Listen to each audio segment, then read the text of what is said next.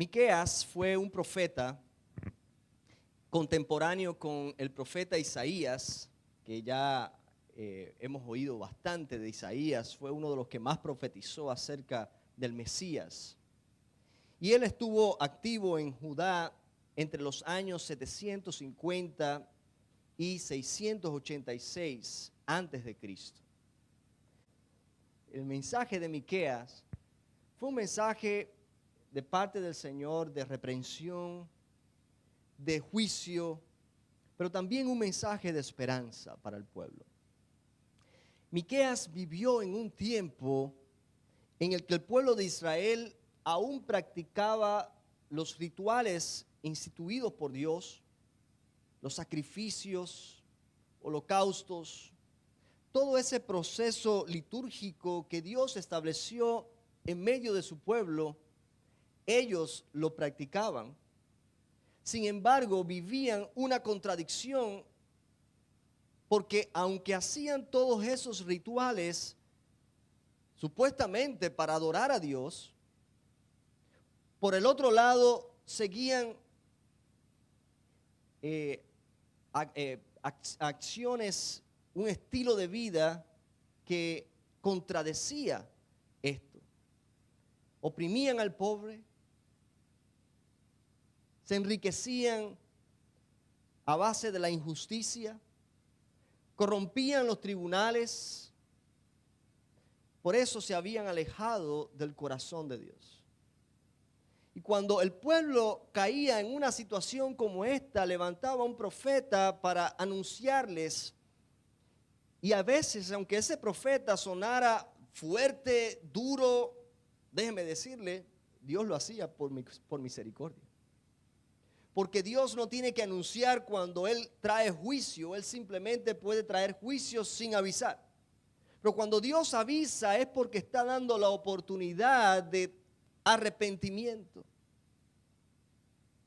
Así que en el capítulo 6 que traemos hoy a colación, es como un juicio en una corte celestial, donde Dios presenta su caso contra el pueblo de Israel. Y el pueblo, al sentirse confrontado, responde. Y responde no con arrepentimiento sincero, como debería, sino con una pregunta que revela lo lejos que estaban de Dios y la falta de entendimiento de qué era realmente lo que Dios buscaba y esperaba de ellos. Y leo en los versículos 6 al 7, dice: ¿con qué me presentaré ante Jehová? ¿Con qué me presentaré ante Jehová y adoraré al Dios Altísimo? ¿Me presentaré ante Él con holocaustos, con becerros de un año? Eso era lo que hacían, ¿verdad? Eso era lo que Dios había instituido. ¿Se agradará Jehová de millares de carneros o de 10,000 arroyos de aceite? Fíjense qué exageración. 10,000 arroyos de aceite. Daré mi primogénito por mi rebelión y el fruto de mis entrañas por el pecado de mi alma. Es interesante la pregunta de ellos: ¿con qué me presentaré ante Jehová? Y quiero que cada uno de nosotros esté haciendo esa pregunta hoy aquí. ¿Con qué me presentaré ante Jehová? En todas las religiones del mundo se habla de traer ofrendas, de ofrecer algo al Dios que se adora. Sin embargo, nuestro Dios es el único Dios que no está esperando una adoración basada en cosas materiales, sino que las cosas externas y materiales son el resultado, el producto de algo que ocurre en su interior, que es al final lo que más le interesa a Dios. Y esta pregunta es como si dijeran: ¿qué quiere Dios de mí para estar contento? ¿Qué quiere Dios de mí para que yo pueda ganarme su favor? ¿Le llevaré holocaustos? ¿Quiere más sacrificios de lo que yo he ofrecido? ¿Quiere más religiosidad? ¿Quiere más formalismo? ¿Quiere a uno mejor vestido? Quiere incluso que le entregue a mi propio hijo como un sacrificio para pagar por mis pecados. ¿Qué es lo que quiere Jehová? Si le he entregado todo, ¿qué más tú quieres? Y cuando nosotros somos capaces de venir ante Dios, en vez de venir con adoración, venimos con esta pregunta altiva: ¿qué quieres tú de mí? No es solamente qué quieres porque yo quiero darte lo que tú quieres, no. Es qué quieres porque ya te he dado bastante. ¿O qué más quieres de mí? Lo interesante es el tono de exageración con que se hace esta pregunta. ¿Sabe? Todas esas ofrendas, todas esas cosas que dice que pudiera darle a Dios son unas exageraciones tremendas. Dios no pide nada como eso. Ni siquiera cuando lo instituyó al pueblo de Israel. Pero eso denota que el pueblo de Israel en ese entonces estaba su relación con Dios basada de parte del pueblo, ¿verdad? Como una relación transaccional. Es una transacción. Yo hago y tú haces. Yo doy ofrenda, tú me bendices. Yo hago esto y tú haces algo a favor de mí. ¿Qué precio tengo que pagar para quitarme el peso de mi pecado? Yo pago con mi ofrenda, con el sacrificio, incluso entregando a mi hijo primogénito si es necesario. Ellos estaban dispuestos a hacer todas estas exageraciones menos lo que Dios pedía de ellos. Dios no quiere más ofrendas vacías ni religiosas de superficialidad. Él quiere algo mucho más profundo, algo personal, algo transformador de su pueblo. Y entonces Él responde a su pueblo. Entonces llega a la respuesta directa, clara y sencilla. Pero aún así no es la respuesta que el pueblo quiere. No es la respuesta que ningún ser humano quiere. ¿Sabe por qué? Porque nosotros queremos las cosas más complicadas. Nosotros queremos la religiosidad que nos haga sentir que nosotros estamos pagando algo. Que nosotros estamos haciendo algo porque el ser humano necesita, quiere en su naturaleza caída, quiere gloria. Yo quiero pagar. Yo quiero ser el protagonista. Pero lo que quiere Dios es lo contrario. Él quiere que tú lo recibas gratuitamente, sin sacrificio, porque el sacrificio lo hizo Cristo. Él quiere que tú lo disfrutes y que tú le des la gloria a Cristo. Eso va en contra de nuestra manera de ver la vida, de nuestra naturaleza caída. Miren, hermanos, es como si Dios dijera: no es necesario nada más que esto. Estas tres cosas. Y todas las demás cosas se hacen, pero como resultado de estas tres cosas importantes que Él menciona en estos versículos simples. Vivimos en tiempos, hermanos, donde la religiosidad muchas veces es confundida con una fe auténtica y verdadera. Y es por eso que he entendido importante hoy hablar de este tema, porque lo mismo que estaba enfrentando Miqueas en su tiempo es lo mismo que vemos hoy en nuestros tiempos. Mucha religiosidad y poca acción en fe. Mucha religiosidad, mucho formalismo religioso, mucha apariencia religiosa, mucho no se puede o sí se puede, pero poco de buscar alinear nuestro corazón con el corazón de Dios. Hoy veremos cómo lo que Dios requirió de su pueblo en aquel entonces es lo mismo que está buscando de nosotros hoy. En el versículo 8, en un solo versículo, nos dice las tres cosas que Él quiere de nosotros. La primera es: oh hombre, Él te ha declarado lo que es bueno ¿Y qué pide Jehová de ti? Solamente hacer justicia. Hacer justicia. Ahora, ¿qué es justicia? Porque la justicia es una palabra que se usa mucho hoy en día, mal usada. La justicia hoy se usa en términos legales, ¿verdad? Es lo que la sociedad establece lo que es bueno o malo, es lo que la corte dice que debe ser o no.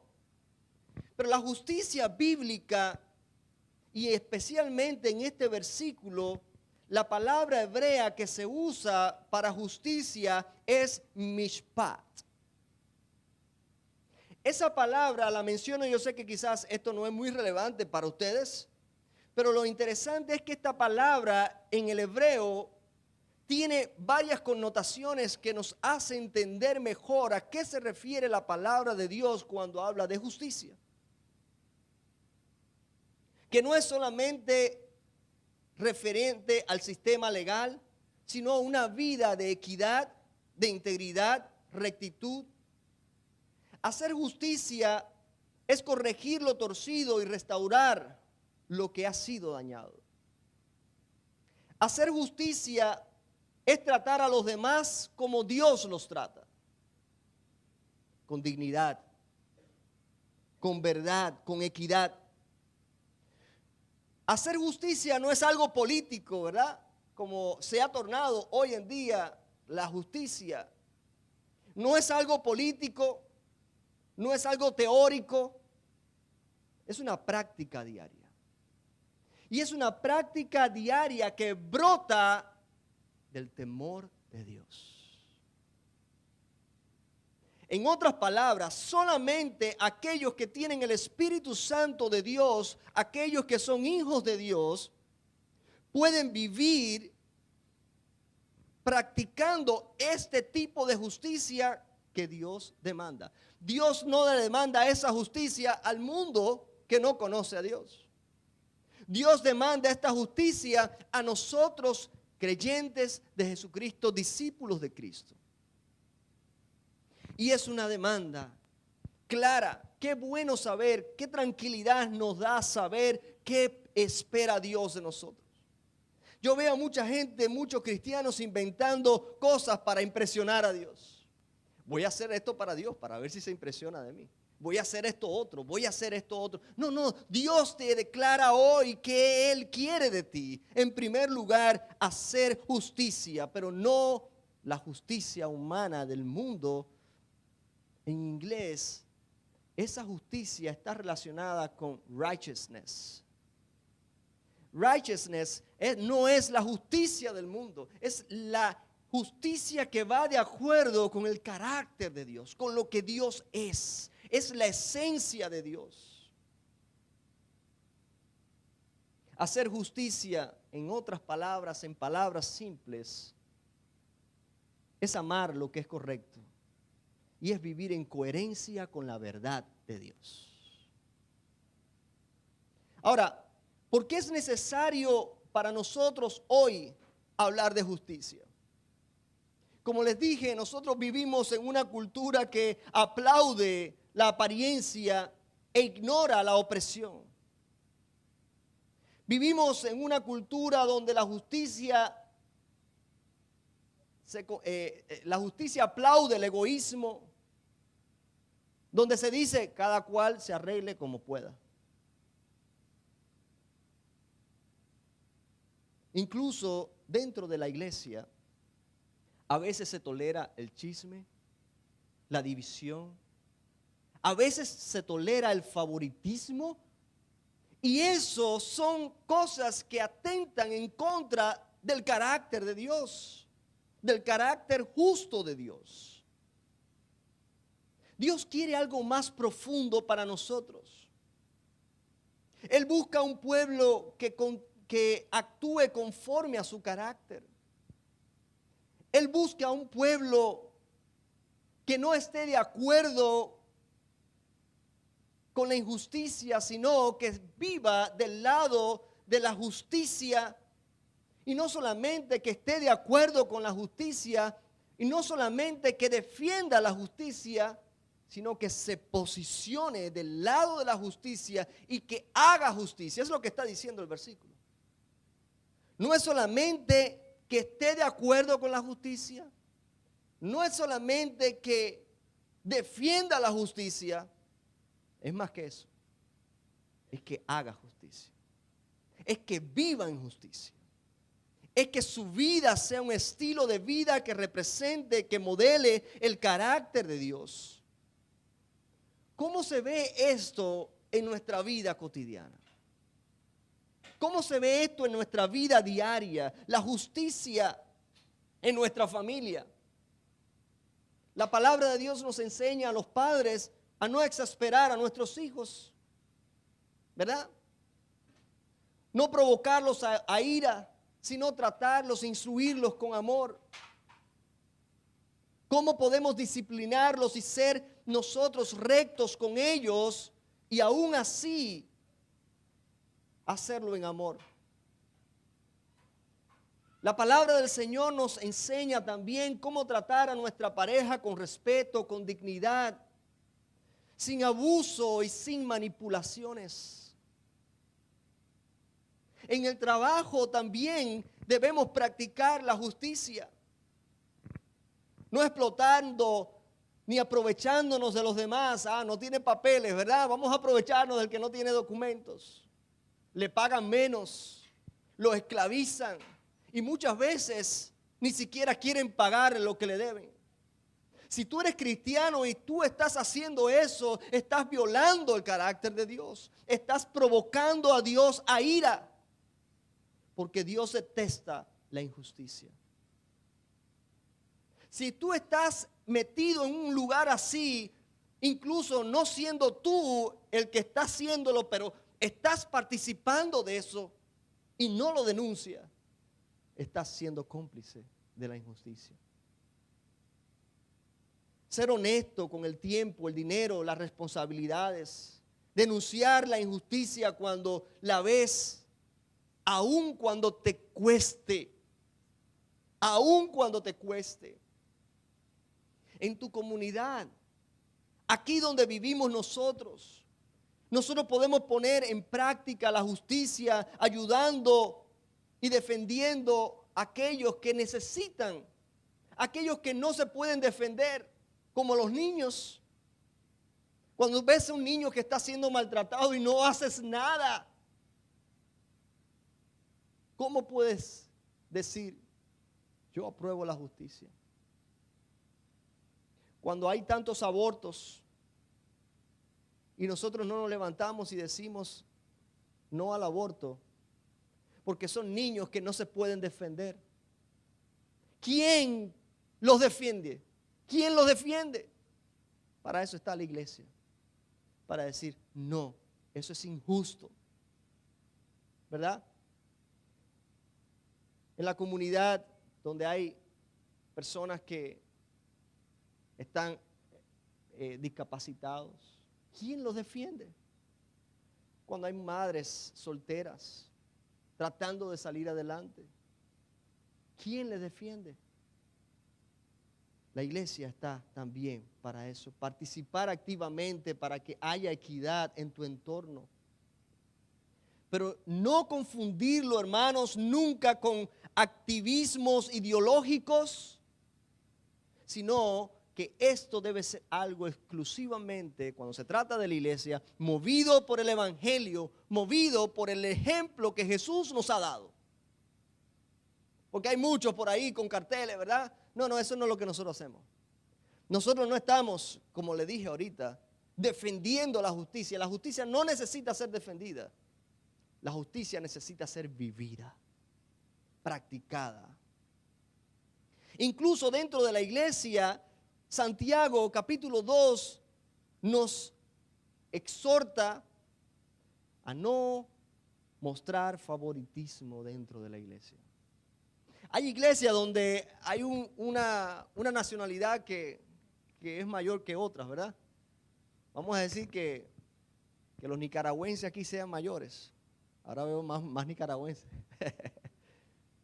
Y que de pronto ahora los nicaragüenses digan cómo se hace todo, ignorando al hondureño, ignorando al dominicano, nada más una dominicana tenemos hoy aquí, ignorando a los cubanos, ignorando a otras nacionalidades, porque es lo que yo prefiero. Lo mismo si la mayoría son cubanos y las cosas se hacen solamente como dicen los cubanos y se toma solamente café cubano, ¿dónde quedan los demás? La iglesia debe evitar favoritismo. Nosotros debemos ser transparentes con los recursos que tenemos a nuestra disposición, nuestras decisiones y nuestras relaciones. Debemos tratar los conflictos con gracia, pero con verdad, todo el tiempo. Hermanos, hazte esta pregunta en tu vida para que te puedas evaluar en cómo estás tú en relación con la justicia que Dios demanda de nosotros. ¿Estoy siendo justo en mis decisiones o solo busco mi conveniencia cada vez que decido hacer algo? ¿A quién estaré yo ignorando por no salir de mi zona de confort? ¿Verdad? Quizás Dios te está mostrando, mira, acércate, ve, háblale. Pero nosotros, no, yo estoy muy cómodo aquí. No. Si yo le pregunto a esa persona qué te pasa, es capaz que yo me comprometa. No quiero salirme de mi zona de confort. Hermanos, mi sentido de justicia está formado por la palabra de Dios o por lo que la gente dice. Eso es importante. Porque hoy mucha gente habla de justicia. Y le digo algo, esta es una palabra polémica en estos tiempos. Yo estoy corriendo el riesgo que me malinterpreten por hablar de justicia, pero créanme, la justicia que estoy hablando hoy es la justicia que está moldeada por la palabra de Dios, por el carácter de Dios. Estoy usando mi influencia y mi poder para servir o para manipular. Hay algo más que pide. En segundo lugar nos dice, además de hacer justicia, nos dice que debemos amar misericordia. Amar misericordia es algo que ya nos acerca más a lo que nosotros estamos más acostumbrados a escuchar, ¿cierto? Amar misericordia. Pero ¿qué es misericordia? ¿Qué es lo que el Señor realmente está pidiendo aquí? A mí me asombró cuando yo oí de estas tres cosas ayer. Yo digo, wow, no está ahí la palabra amor. Porque para mí amor es lo más importante. Lo dice en el primer mandamiento, es amor. ¿Cómo yo voy a enseñarle esto a la iglesia si yo otra vez le he dicho que es amor? ¿Sabes qué? Cuando estuve investigando resulta que la palabra hebrea que se usa aquí para misericordia se puede traducir, es una de las palabras más ricas en el Antiguo Testamento. Y se puede traducir como misericordia, se puede traducir como amor leal, fidelidad compasiva, amor inquebrantable. Fíjense qué radio tan amplio de significado tiene esta palabra. Y definitivamente la misericordia brota del amor sincero, de ese amor inquebrantable. La misericordia puede verse como la parte de acción del amor.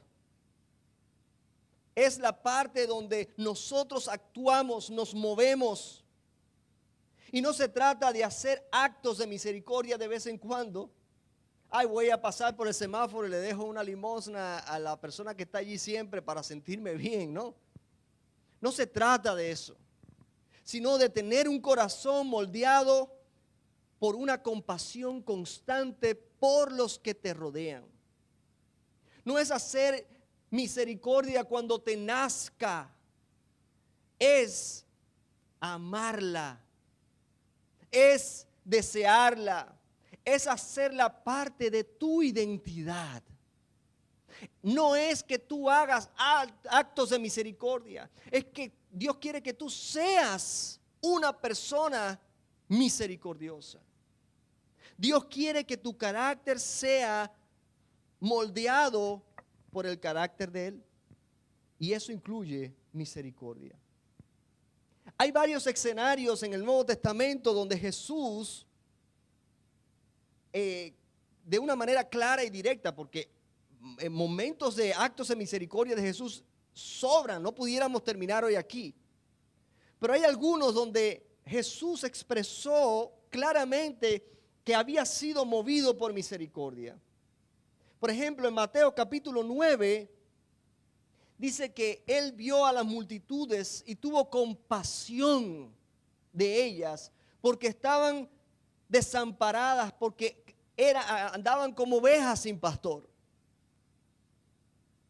Jesús no solamente vio gente, Él no solamente vio multitudes, Él vio la confusión espiritual de esa gente. Jesús vio lo que había en el corazón, el hambre espiritual que había en su corazón.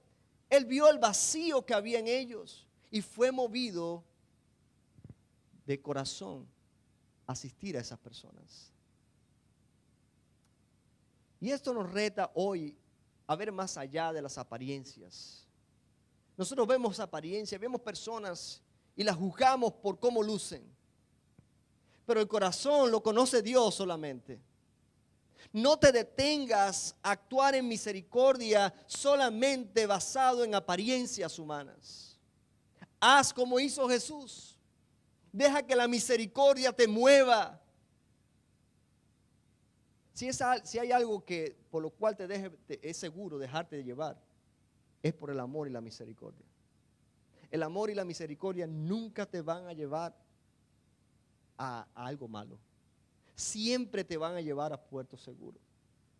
En Marcos capítulo 1 dice que Jesús vio a un leproso y Jesús, movido en compasión, extendió su mano y lo tocó. Y aquel leproso sanó. Jesús tocó al intocable. Jesús tocó al que nadie por nada del mundo tocaría. Jesús tocó al marginado, al que estaba fuera de la ciudad, no podía entrar a la ciudad porque nadie quería contagiarse. Al leproso. ¿A quién estás evitando tocar que Dios te ha dicho, ve y tócalo? Y no quiero que lo entiendan literalmente. Dios no quiere que nosotros adquiramos enfermedades o algo así por ayudar a otros. Pero aquí estás tratando de evitar que Dios te ha dicho, ve y ayúdale. En el capítulo 20 de Mateo, dice que entonces Jesús, movido a compasión, tocó los ojos de dos ciegos que estaban clamando en el camino. Jesús, hijo de David, ten misericordia de mí. Los discípulos estaban apurándolo. No, déjalo, siempre están gritando. No, Jesús se detuvo. Y a veces nosotros estamos muy ocupados. Pero Jesús se detuvo. Y la misericordia de Jesús escucha el clamor de aquellos marginados y se detiene. Aún en su ocupada vida, aún en su ocupada agenda, se detiene por ellos. ¿Quién está clamando a tu alrededor por ayuda, por auxilio? Y tú simplemente doblas tu rostro. ¿Quién está clamando a tu alrededor y tú simplemente viras la cara y haces como aquel religioso que pasó por el camino donde estaba tirado aquel hombre que fue golpeado y fue asaltado? Pero como estaban muy ocupados y como no era religiosamente correcto tocar a esa persona, siguieron hasta que apareció el buen samaritano que Jesús escribe. Dios quiere que ese buen samaritano seamos tú y yo. Pastor, yo no tengo dinero. Yo entiendo, yo tampoco. Pastor, yo no quiero meterme en eso porque entonces ¿cómo voy a responder? Yo no tengo, no me alcanza. Yo entiendo eso, hermano. Pero hay una cosa que ocurrió en el Nuevo Testamento que nos llamó la atención a todos. Pedro y Juan no tenían dinero.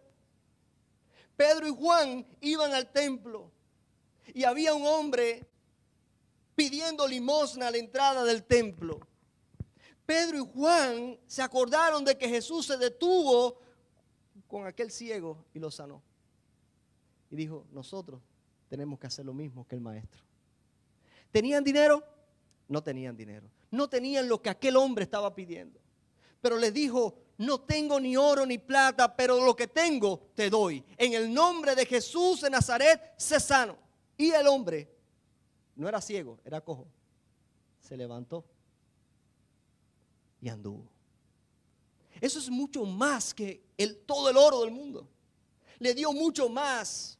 Y quizás tú no tienes dinero, pero tienes la presencia de Dios en tu vida. Tienes acceso directo al Rey de Reyes y Señor de Señores. Tienes acceso directo al dueño del oro y de la plata. Tienes acceso directo a aquel que es capaz de hacer lo que ninguno de nosotros, ningún ser humano puede hacer. Él puede hacer lo imposible. Yo lo creo. Por eso, creo que es nuestra obligación detenernos cuando hay alguien clamando. Ayer nos pasó algo interesante en el ayuno. Cada vez que estamos ayunando en el parque Juan Pablo Duarte, algo sucede. Y eso que somos un grupo pequeño, imagínense qué pasaría, cuántas personas más se juntarían si vieran a un grupo más grande. Iglesia, levantémonos. Y cada vez que se acerca a alguien, lo uso en el sermón. Este fue un encuentro interesante, porque este hombre se acercó a la mesa y nos contó su necesidad. Todo sucio, dice que estaba viviendo en la calle, que perdió su casa hace pocos días, que su hijo estaba en el hospital. ¿Qué más? Que su padre se había muerto hace poco. Y empezó a decirnos también lo que él hacía en la iglesia. Su padre era pastor. Ok. Y yo le dije, mire señor, desafortunadamente no tenemos dinero en efectivo aquí. Pero queremos ayudarle. ¿Crees que podamos por lo menos ahora darle lo que tenemos? ¿Qué tenemos? Oración. Podemos orar por usted. El hombre rechazó la oración. Y en un momento mi padre le dijo, mira, el pastor te está diciendo que vayas a la iglesia. Le dije, mira, ve mañana a la iglesia allá, vamos a ver cómo podemos ayudarte. Ve, porque no tenía teléfono, no tenía nada, no teníamos cash, sinceramente, no teníamos cómo ayudarle en ese momento. No era que estábamos evadiendo. Pero el hombre rechazó venir aquí a la iglesia y el hombre rechazó la oración. Y cuando mi padre le dijo, el pastor te está diciendo que te quieren ayudar, se rió. Le dije, mira, ¿sabes qué? Vete de aquí. Aléjate de aquí, vete. ¿Le traté con falta de misericordia? No, pero no podemos dejar que el diablo nos chantajee. El diablo muchas veces te quiere chantajear cuando tú tienes un corazón generoso para dar. Una cosa es tener misericordia, pero otra cosa es aceptar el chantaje de aquellos que quieren que tú hagas lo que ellos quieren y como ellos quieren. A lo mejor con una oración se podía haber resuelto todo lo que él tenía. No pierdas tu tiempo con personas que lo que quieren es manipularte. Ten misericordia, pero en equilibrio, con discernimiento. Con discernimiento. Aquella persona no era alguien realmente que Dios estaba poniendo para ayudar. Aquella persona era alguien que estaba chantajeando la fe de un grupo que estaba orando al Señor. Así que debemos tener discernimiento y no sentirnos mal cuando esas cosas sucedan. Porque en el mundo hay de todo. Hay personas que realmente están buscando ayuda y el que realmente quiere ayuda la encuentra. Porque cuando claman a Dios, Dios responde, hermanos. ¿Cómo se ve la misericordia en nuestra vida diaria? Entonces, mantén tus ojos atentos a las necesidades de las personas que te rodean. Hace tiempo hicimos un ejercicio con la iglesia y le dijimos, vamos a orar por la comunidad, vamos a caminar por la comunidad y luego regresamos, eso fue hace años, y nos reunimos y le preguntamos a los hermanos qué vieron. Ah, pastor, vi que hay una cantidad de licorerías aquí. Ah. Otro me dijo, ay, pastor, vi que hay una persona tirada allá en la esquina. Ah, pastor, vi esto, vi lo otro. Digo, qué bueno, porque no dedicamos tiempo para mirar a nuestro alrededor. Estamos muy ocupados. Muy ocupados. Y vamos así, mira, como el caballo que se pone, ¿cómo se llama esto? Para que no mire a los lados. Así estamos nosotros. Y muchas veces no es que no veamos porque no podemos ver, es que no queremos ver muchas veces. Debemos estar atentos a las necesidades. Debemos ser empáticos con lo que padecen, necesidad. Así como también celebrar con los que celebran. Debemos celebrar con los que celebran. Sé parte de la solución, hermano. Comienza con lo que tienes. Tienes lo más importante. Tienes el poder divino. Tienes el poder que es sobre todo poder. Usa lo que tienes. Con eso puedes empezar. En muchas ocasiones Dios te va a mover a misericordia para bendecirte, ¿sabes? Y eso es un secreto espiritual. Es un tip que le voy a dar hoy. Muchas veces nosotros enseguida viramos la cara porque no tengo dinero. Porque no le voy a quitar a mis hijos algo para dárselo a alguien desconocido. Pero ¿sabes qué? Cuando Dios te mueve a misericordia, es porque Él quiere darte lo que esa persona necesita. Y te va a convertir a ti en un administrador o administradora de algo que va a beneficiar a otra persona, pero también te va a beneficiar a ti, ¿sabes? Déjeme decírselo de otra manera. Cuando hay alguien que necesita y usted clama a Dios, ¿de dónde va a salir eso? Dios tiene poder para que llueva maná, para que llueva oro, pero Dios no lo va a hacer. ¿Sabe por qué? Porque para eso estamos nosotros aquí. Porque Él te va a bendecir a ti para que tú seas bendición a otros. Y muchas veces no estamos en bendición, no estamos disfrutando la bendición de Dios porque no dejamos que nuestro corazón vaya en la dirección que Dios nos está enviando. Porque rechazamos el llamado de Dios a movernos a misericordia y entonces no recibimos esa bendición. Ni nosotros, ni aquellos a los que Dios quiere bendecir a través de nosotros. Hermanos, ha sido mi experiencia, nuestra experiencia familiar. Y cuando nosotros no hemos tenido, y aún así hemos extendido nuestra mano, el Señor ha sido fiel y ha abundado en más bendición para nosotros. Más bienaventurado es dar que recibir. ¿Entienden el principio? Eso es un principio espiritual. Eso no lo entiende la gente que no tiene el Espíritu Santo. Eso es un principio espiritual. Extiende tu mano, sé generoso, porque si tu mano no está extendida, no va ni a salir ni a entrar, hermanos. Hay una advertencia. Hay una advertencia en Santiago 2:13. El juicio será sin misericordia para el que no muestre misericordia. Juicio sin misericordia se hará con aquellos que no tengan misericordia. ¿Y usted sabe por qué Santiago es tan duro así? Porque tú y yo necesitamos misericordia. Y si aún sabiendo que necesitamos misericordia, y aún sabiendo que Dios ha tenido tanta misericordia de nosotros, nosotros somos capaces de negar, vivir en esa misericordia, de mostrar misericordia con alguien más. Hermanos, hay algo que nos está reservado. Si no quieres hacer misericordia, pues no aceptes la misericordia de Dios para contigo, ¿sabes?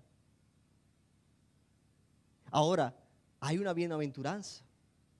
Bienaventurados los misericordiosos, porque ellos alcanzarán misericordia. Si tú eres misericordioso, puedes tener garantía de que Dios va a tener misericordia de ti. Y te garantizo que lo necesitas. Todos lo necesitamos. Todos fallamos. Todos hemos estado en momentos en los cuales hemos necesitado que alguien sea movido a misericordia. Lo necesitamos. Así que más nos vale amar la misericordia, no como un acto, sino como un estilo de vida. que amemos la misericordia y que empecemos a vivir con un corazón conforme al corazón de Dios. Un corazón que se mueva en la dirección en que Dios nos está moviendo para que podamos recibir esa misericordia y podamos darle a los demás. Finalmente, en el mismo versículo 8, nos dice algo más. Hacer justicia, amar misericordia. Y la última cosa, ¿cuál es? Humillarnos delante de los reyes de esta tierra. ¿Cierto? ¿No? ¿Qué dice? ¿Cómo? No, delante de mi Dios, no delante de nadie. Nos dice humillarnos y nos dice exactamente delante de quién tenemos que humillarnos. Humillarnos delante de Dios. Y otra vez, escuchar esto suena muy bien. ¿Qué significa? ¿Qué significa humillarnos delante de Dios? Y la expresión hebrea sugiere una actitud continua, no algo de una vez, sino una vida de constante humillación. Es caminar humildemente delante de Dios.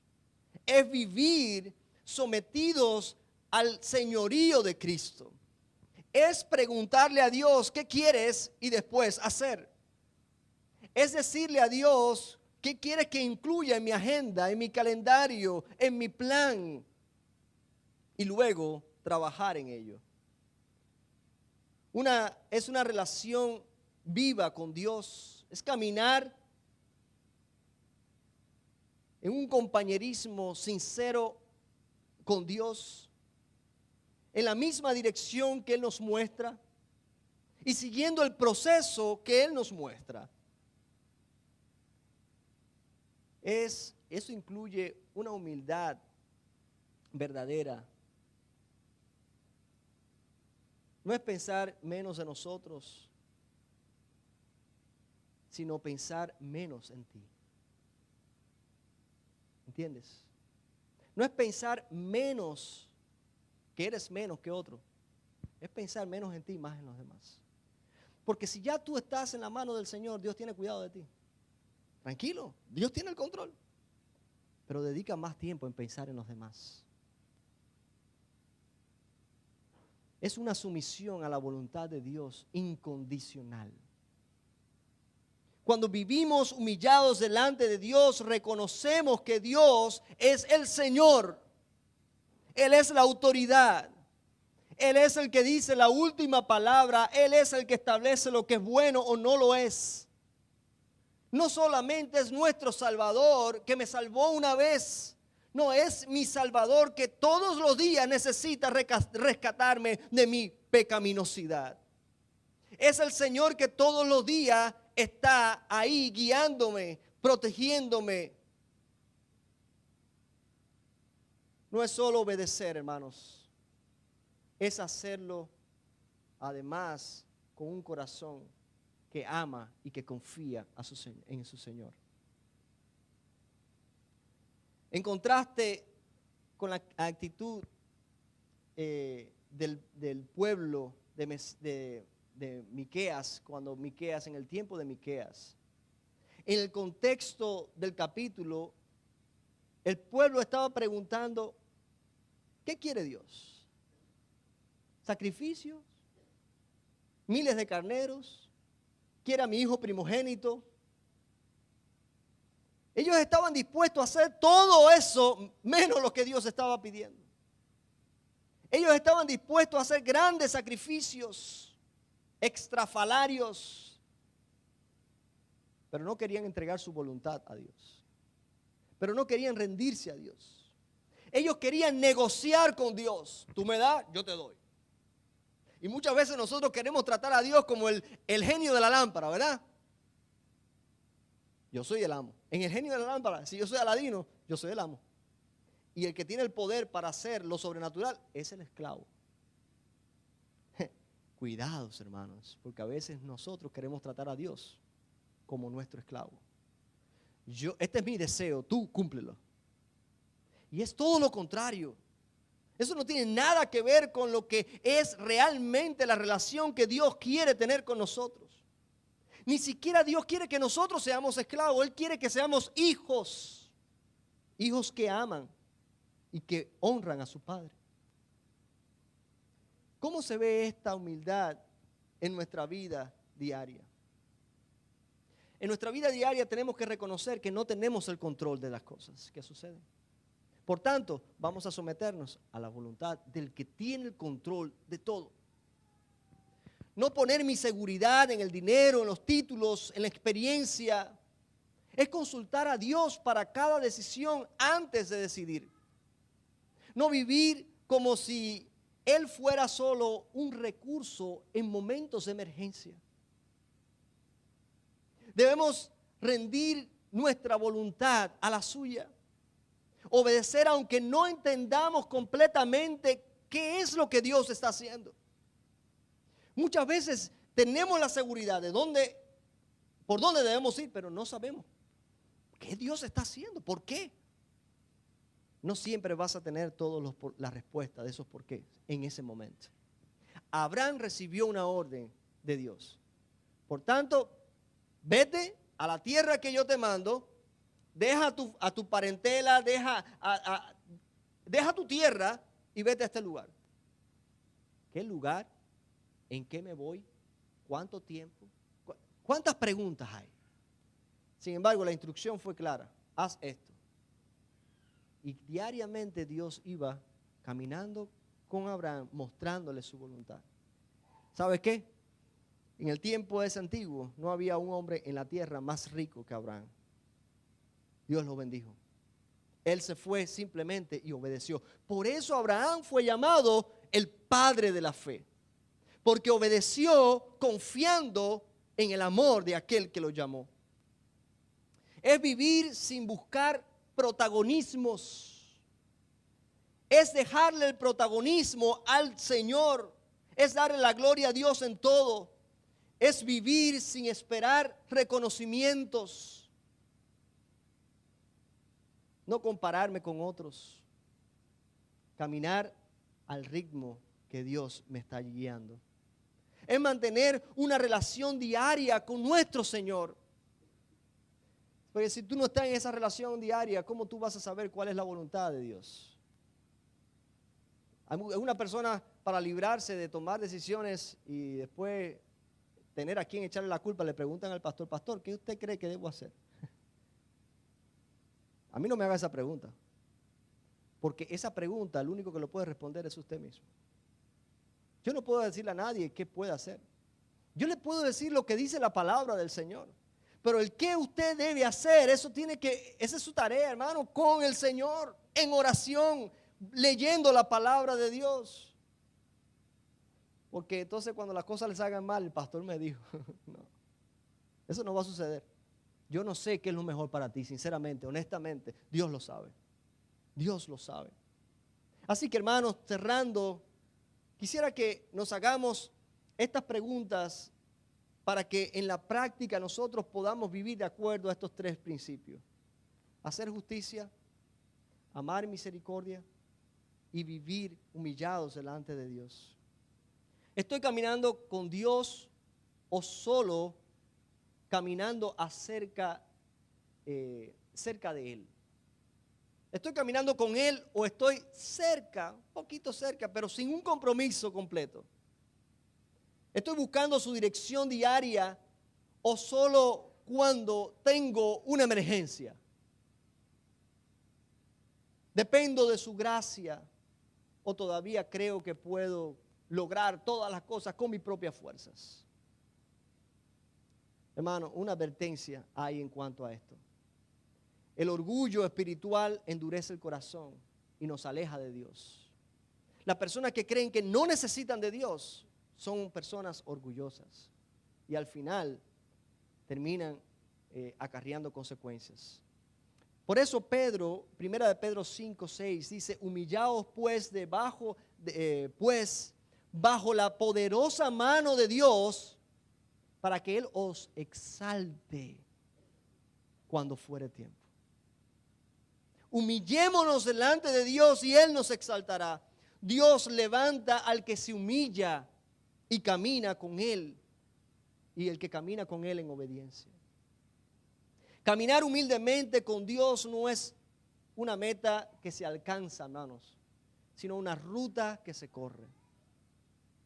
Es vivir cada día sabiendo que lo necesito. Es cada día amándole. Es cada día queriendo seguirle donde Él nos lleve. Anhelando estar donde Él quiere que estemos. Después de confrontar al pueblo con esto, Miqueas dice una palabra maravillosa al terminar su libro. En los versículos 18 al 19. Fíjense lo que dice: ¿qué Dios como tú? Yo cuando leo esto me erizo. Dice: ¿qué Dios como tú, que perdonas la maldad y que olvidas el pecado del remanente de su heredad? No retuvo para siempre su enojo, porque se deleita en misericordia. Ese es tu Dios. Ese es mi Dios. Él volverá a tener misericordia de nosotros. Sepultará nuestras iniquidades y echará en lo profundo del mar todos nuestros pecados. ¿Crees tú que nos merecemos eso? No, pero ese es nuestro Dios. Grande en misericordia, lento para la ira y grande en misericordia. ¿Qué Dios como tú? Y esto no es una pregunta, esto es una declaración, porque realmente no hay otro Dios como Él, que perdona la maldad, que olvida el pecado del remanente, que no retiene su enojo para siempre y que se deleita en misericordia. Dios no está buscando formas de castigarnos, hermanos, como algunos ven a Dios como un anciano barbudo, lejos y distante, que juzga con el dedo. Ese no es el Dios en el que nosotros creemos. No es un Dios que está buscando oportunidad para castigarnos. Es un Dios que busca oportunidades para restaurarnos. Porque Él se deleita en perdonar. Y ese es su corazón. Él volverá a tener misericordia. Él sepultará nuestras iniquidades. Él echará nuestros pecados al fondo del mar, donde nadie se acuerda. Y estas son las palabras simbólicas. Son promesas para los que se rinden a Él. Estas son promesas para los que se rinden a Él. Son esperanza para los que se arrepienten.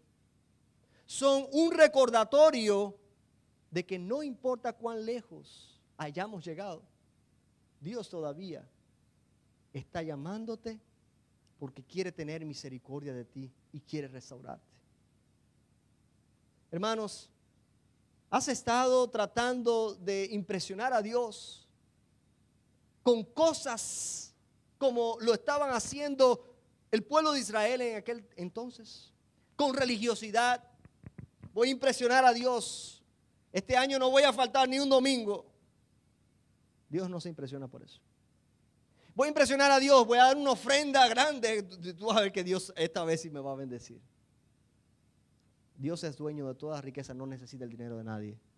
No le impresionas. Voy a dar limosna a los pobres. Voy a ser un buen padre de familia. Mira, todo eso es bueno, pero no impresiona a Dios. No tiene ningún peso en tu relación con Dios. Dios quiere que hagas justicia. Dios quiere que ames misericordia. Dios quiere que te humilles delante de Él.